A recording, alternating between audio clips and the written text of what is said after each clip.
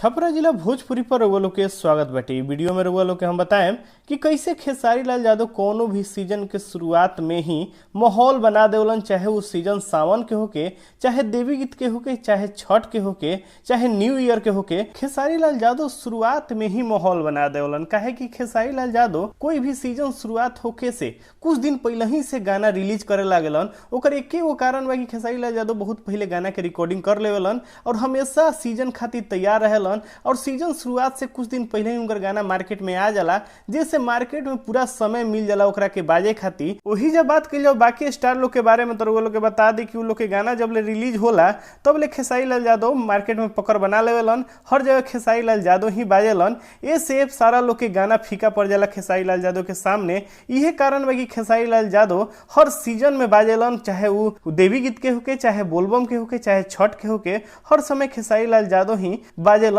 वैसे ये वीडियो कैसा लागल कमेंट बॉक्स में जरूर राय देम। अगर ये वीडियो के लाइक नहीं कैले तो जरूर लाइक करी, शेयर करी और चैनल के जरूर सब्सक्राइब करी। धन्यवाद।